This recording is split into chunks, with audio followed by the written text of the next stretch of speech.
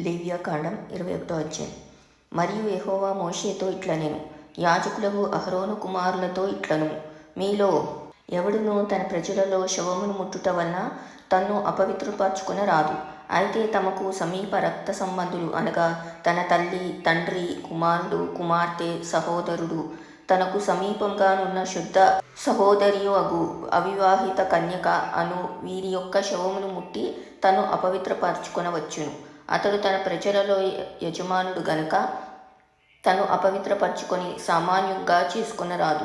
వారు తమ తలలు బోడి చేసుకొనరాదు, గడ్డపు ప్రక్కలను క్షౌరం చేసుకొనరాదు, కత్తితో దేహమును కోసుకొనరాదు. వారు తమ దేవునికి ప్రతిష్ఠితమైన వారుగా ఉండవలెను. కావున వారు తమ దేవుని నామమును అపవిత్రపరచరాదు.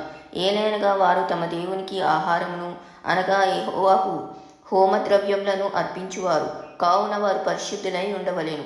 వారు జార స్త్రీనే గాని భ్రష్టురాలనే గాని పెళ్లి చేసుకొనకూడదు. పెనిమిటి విడనాడిన స్త్రీని పెళ్లి చేసుకొనకూడదు. ఏలైనగా యాజకుడు తన దేవునికి ప్రతిష్ఠితుడు. అతడు నీ దేవునికి ఆహారమును అర్పించువాడు గనుక నీవు అతని పరిశుద్ధపరచవలెను. మిమ్మును పరిశుద్ధపరచు యెహోవా అను నేను పరిశుద్ధుడను గనుక అతడు మీ దృష్టికి పరిశుద్ధుడు కావలెను. మరియు యాజకుని కుమార్తె జారత్వం వలన తను అపవిత్రపరచుకొనిన ఎడల ఆమె తన తండ్రిని అపవిత్రపరచునది. అగ్నితో ఆమెను దహింపవలెను.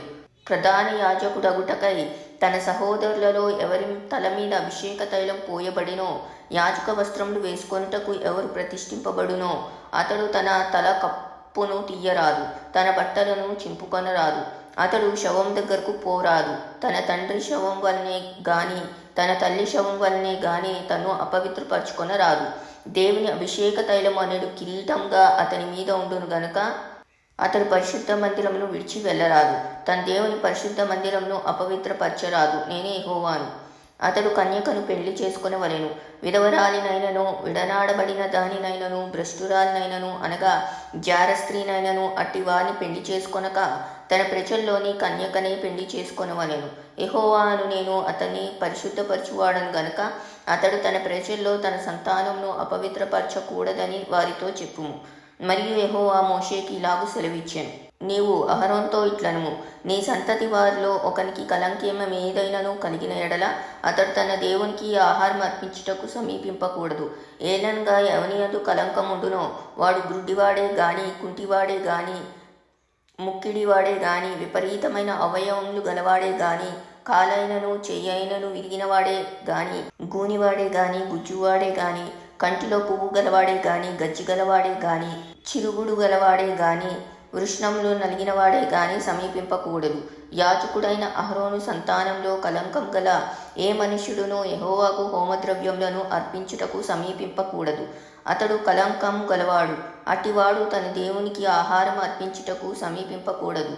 అతి పరిశుద్ధమైనవే గాని తన దేవునికి అర్పింపబడు ఏ ఆహార వస్తువులైనను అతడు తినవచ్చును.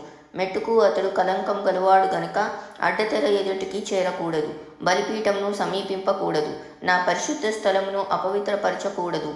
వారిని పరిశుద్ధపరచు యెహోవా నేనే అని వారితో చెప్పుము. అట్లు మోషే అహరోనుతోనూ అతని కుమారులతోనూ ఇశ్రాయేలీయులందరితోనూ చెప్పెను.